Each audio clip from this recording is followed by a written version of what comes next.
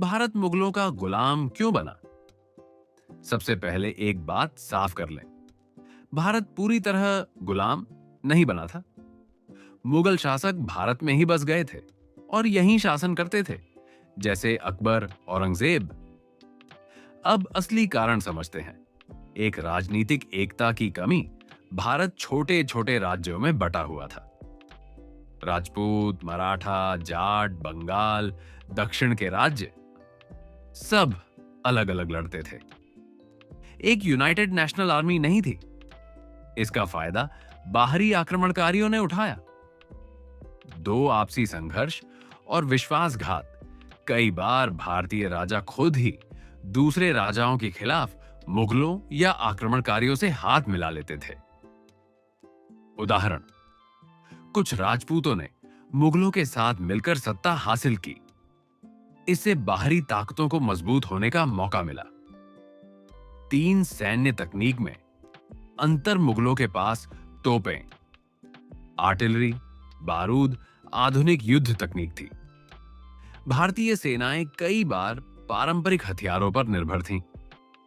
युद्ध में यह बहुत बड़ा फर्क था। चार, आर्थिक और प्रशासनिक शक्ति। मुगलों ने मजबूत टैक्स सिस्टम, जमींदारी, मनसबदारी बनाया। इससे उन्हें बड़ी सेना और संसाधन मिलते थे।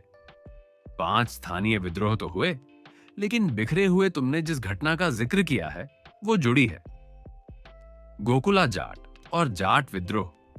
ये सच है कि जाटों, मराठों और सिखों ने मुगलों के खिलाफ संघर्ष किया, लेकिन ये आंदोलन स्थानीय थे। पूरे भारत को एक साथ नहीं जोड़ पाए। 6 बड़े प्रतिरोध भी हुए, महत्वपूर्ण। इतिहास में ऐसे महान योद्धा भी थे जिन्होंने मुगलों को चुनौती दी। छत्रपति शिवाजी, महाराज महाराणा प्रताप, गुरु गोविंद सिंह। इन सब ने मुगल शक्ति को कमजोर किया और बाद में मुगल साम्राज्य गिरने लगा। सच क्या है? भारत कमजोर नहीं था, लेकिन बंटा हुआ था। वीर योद्धा थे, लेकिन एकजुट नेतृत्व नहीं था। मुगल मजबूत थे, लेकिन स्थानीय विरोध लगातार चलता रहा। राइटिंग भारत के इतिहास में एक सवाल अक्सर पूछा जाता है, इतने वीर योद्धाओं के होते हुए भी भारत मुगलों के अधीन कैसे आ गया? इसका जवाब किसी एक कारण में नहीं, बल्कि कई कारणों में छिपा है। उस समय भारत एकजुट राष्ट्र नहीं था, बल्कि छोटे छोटे राज्यों में बटा हुआ था। आपसी संघर्ष और विश्वासघात ने बाहरी शक्तियों को मजबूत होने का मौका दिया। मुगलों के पास आधुनिक हथियार, तोपें और मजबूत प्रशासनिक व्यवस्था थी, जिससे वे बड़ी सेना बनाए रख सके। वहीं भारतीय राज्यों के बीच एकता की कमी थी।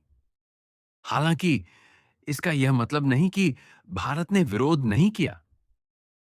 शिवाजी महाराज, महाराणा प्रताप, गुरु गोविंद सिंह और जाटों जैसे अनेक वीरों ने मुगलों के खिलाफ संघर्ष किया, लेकिन ये संघर्ष अलग अलग क्षेत्रों तक सीमित रहे और पूरे देश को एकजुट नहीं कर सके।